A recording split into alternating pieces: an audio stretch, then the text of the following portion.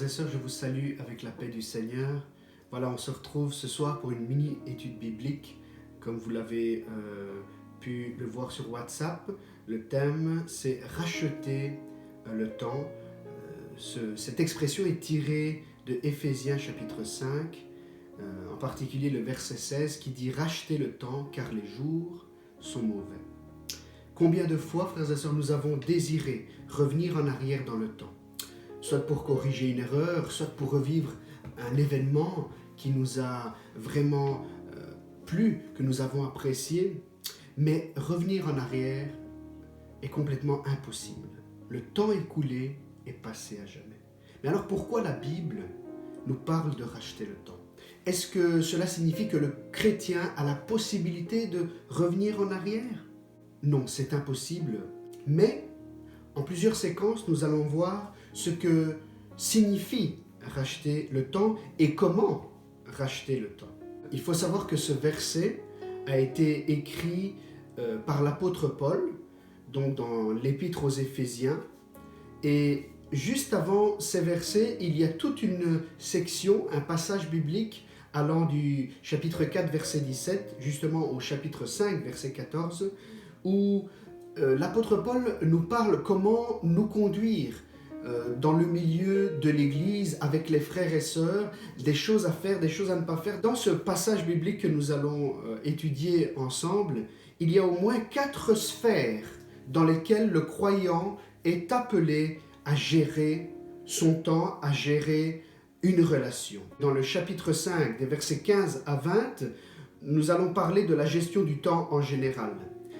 Toujours dans le chapitre 5, verset 21 au chapitre 6, verset 4, nous allons parler de la gestion dans la sphère de la famille. Ensuite, dans le chapitre 6, versets 5 à 9, nous parlerons brièvement aussi de la gestion des relations professionnelles.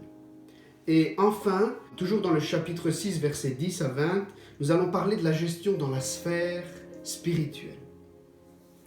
Dans ces moments de confinement, ce passage biblique est plus que d'actualité. Les principes qui sont contenus dans ce passage biblique sont plus que d'actualité et importants pour nous. Mais avant d'entrer dans le vif du sujet, il y a 2 choses à dire, 2 considérations par rapport à, premièrement, la circonstance. Oui, le verset 16 nous dit « Racheter le temps, car les jours sont mauvais ». C'est une période mauvaise. L'apôtre Paul le disait déjà, ça n'a pas changé. Et les jours que nous vivons en particulier pour l'instant sont vraiment, on peut dire, mauvais. S'il y a bien une chose dont on est tous d'accord, mari et femme, croyants et non-croyants, jeunes et vieux, gouvernement et population, le monde entier est d'accord sur le fait que nous vivons des jours mauvais. Ce sont des journées caractérisées par l'incertitude, des temps jamais connus jusqu'ici, un virus dangereux qui se balade, un confinement sans date d'échéance certaine. En résumé, des jours mauvais. Ça, c'est la première considération. La deuxième considération sur ce verset que nous avons lu, racheter le temps, bien, il y a un verbe fort dans ce verset, le verbe racheter. À travers le verset 17, qui dit, je lis juste une partie du verset 17, qui dit « Comprenez quelle est la volonté du Seigneur ». Eh bien, grâce à ce verset, on peut répondre à une question, que signifie racheter le temps?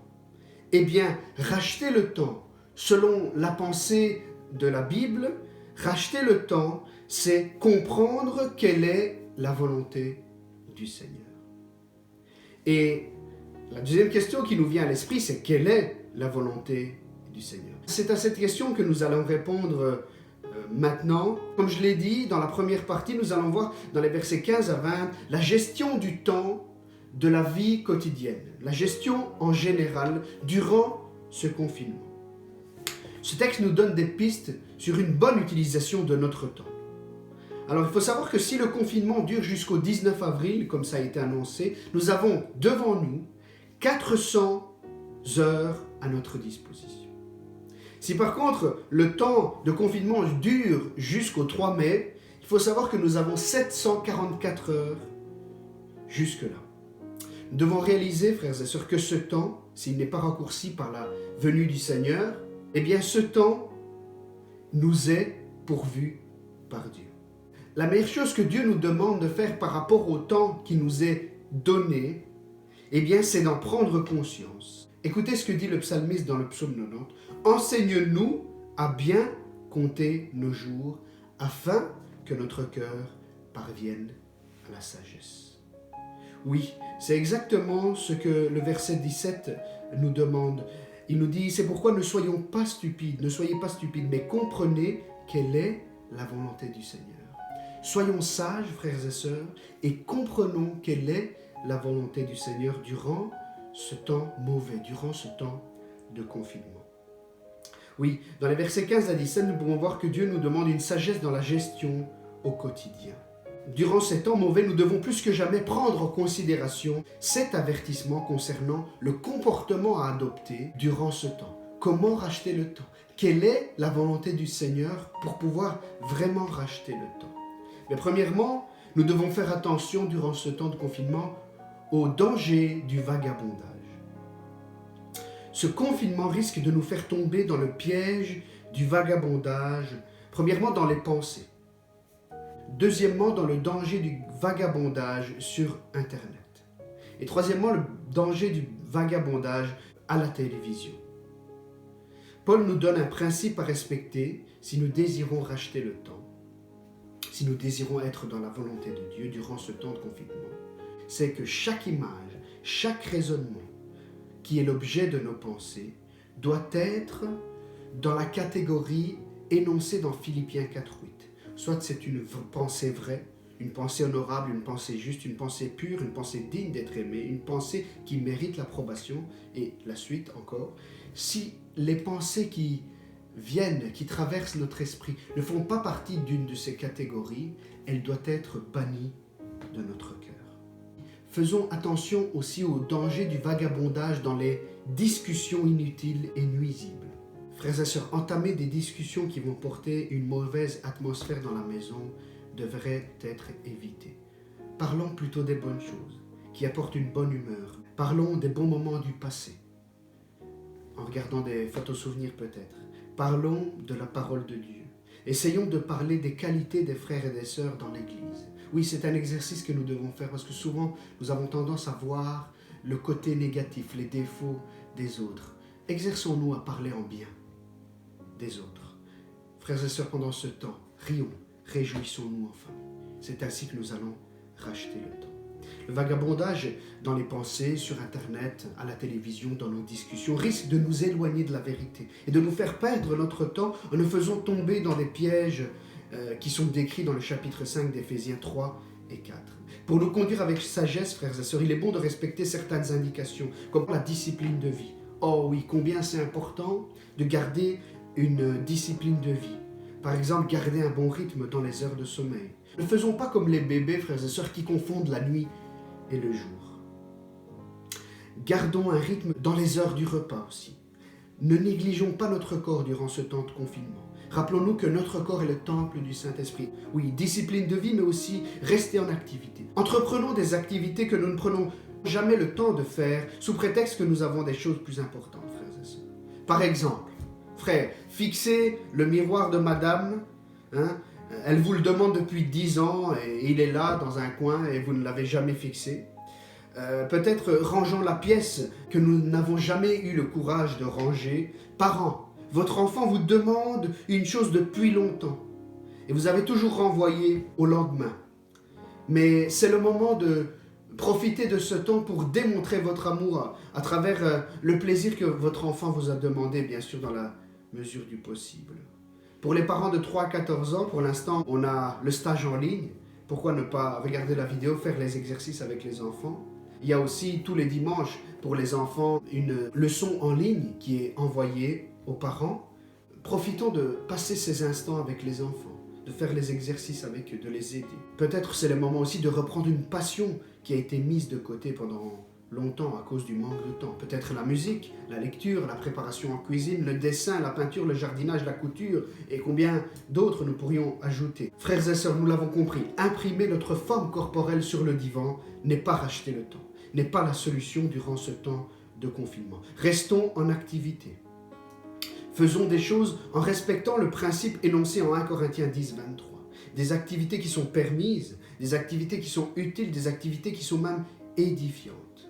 Si on a envie de regarder la télé, une série, passons cette série par le filtre de 1 Corinthiens 10, 23. Est-ce que c'est permis de regarder cette chose? Est-ce que c'est utile de regarder cela? Est-ce que c'est édifiant de regarder cela? Et on peut adapter ce filtre à tous les domaines durant ce temps de confinement. Dans les pensées, dans les discussions, dans ce que l'on va regarder sur Internet, à la télévision. Favorisons des activités en groupe au lieu de nous enfermer à longueur de journée dans notre coin, à nous isoler. Faisons des choses ensemble, en couple, avec les enfants. C'est le moment, frères et sœurs, de retrouver ou de faire connaissance avec les gens qui habitent avec nous dans la maison. Donc sagesse dans le temps au quotidien, mais sagesse aussi dans la gestion du manger et du boire. Chapitre 5, verset 18. Ne vous enivrez pas de vin, cela mène à la débauche. Oui, gestion dans ce domaine. Même si nous n'avons pas de raison valable comme aller au travail ou prendre le volant, ce n'est pas une raison de nous laisser aller à boire et à devenir des ivrognes. En se disant que de toute façon un verre de plus n'est pas grave, je vais aller me coucher. Non. Frères et sœurs, les effets de la boisson et aussi le pouvoir de la boisson est puissant. Restons sur nos gardes. Proverbes 23, 29 à 35 nous décrit les dangers et les dégâts que l'alcool peut faire dans notre vie. Gestion dans le manger aussi. Gestion dans le boire, c'est écrit. Gestion dans le manger, c'est pas écrit, mais c'est sous-entendu. Nous pouvons le trouver en Galates 5, 21. Faisons attention à la gloutonnerie, aux excès de table. Pour l'instant, on a le temps de bien manger au déjeuner, au dîner, au souper. Et surtout, si c'est un plat que l'on aime particulièrement, on risque d'exagérer. Faisons attention aussi. Il n'y a pas longtemps, j'ai vu une vidéo où ce jeune homme coupe son sandwich et ensuite on s'attend à ce qu'il va mettre une tranche de jambon dedans. En fait, il remet les morceaux de pain qu'il a coupés à l'intérieur du sandwich. Bon, ça peut être exagéré comme régime, mais en tout cas, faisons attention au manger et au boire. Frères et sœurs, pour conclure cette première séquence, je voudrais faire un bref résumé. Durant ce temps de confinement, Dieu nous appelle à racheter le temps. Mais qu'est-ce que racheter le temps? Eh bien, c'est comprendre la volonté de Dieu pour nous. Quelle est la volonté de Dieu pour nous durant ce temps qui est mauvais, durant ce confinement? Eh bien, c'est premièrement se conduire avec sagesse dans la gestion du temps au quotidien. Mais qu'est-ce que ça veut dire en pratique, se conduire avec sagesse? C'est premièrement en prenant garde au vagabondage, comme nous l'avons vu dans divers domaines, dans ce qu'on voit dans nos conversations. Ensuite aussi, en prenant garde et en maintenant une discipline et une hygiène de vie. Et enfin aussi, en restant en activité selon le principe que nous avons vu en 1 Corinthiens 10, 23, tout ce qui est permis, ce qui est utile et ce qui est édifiant. Et enfin, un deuxième volet que nous avons vu, c'est se conduire avec sagesse dans la gestion du manger et du boire. Dans la prochaine séquence, nous découvrirons le troisième volet dans lequel nous sommes appelés à nous conduire avec sagesse. Que Dieu nous bénisse. Amen.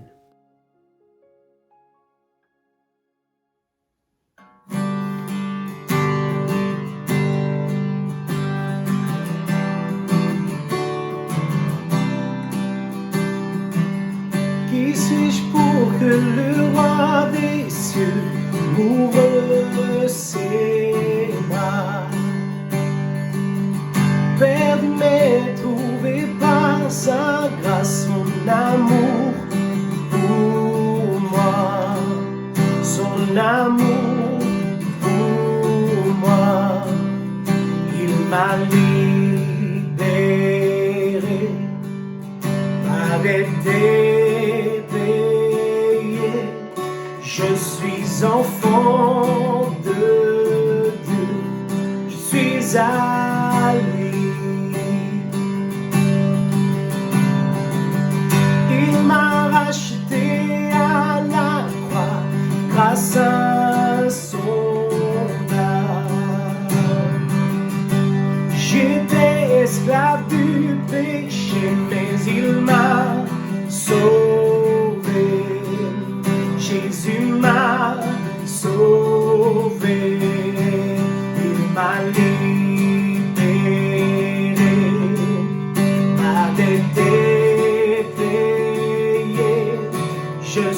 suis enfant de Dieu, je suis à lui, et dans sa maison, j'ai trouvé ma place. Je suis enfant de Dieu, je suis à lui, je suis choisi et affranchi. En toi je sais qui je suis. Tu es pour moi, pas contre moi. En toi je sais qui je suis. Je suis choisi et affranchi. En toi je sais qui je suis. Tu es pour moi, pas contre moi. En toi je sais qui je suis. En toi je sais qui je suis. Il m'a libéré, m'a été payé. Je suis enfant de Dieu, je suis à lui, et dans sa maison, j'ai trouvé ma place. Je suis enfant de Dieu, je suis à lui, et dans sa maison, j'ai trouvé ma place. Je suis enfant de Dieu, je suis à lui. Je suis enfant de Dieu, je suis à lui.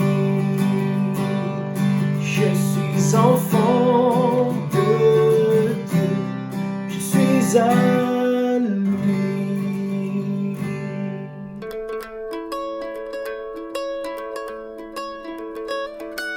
Dans les cieux et sur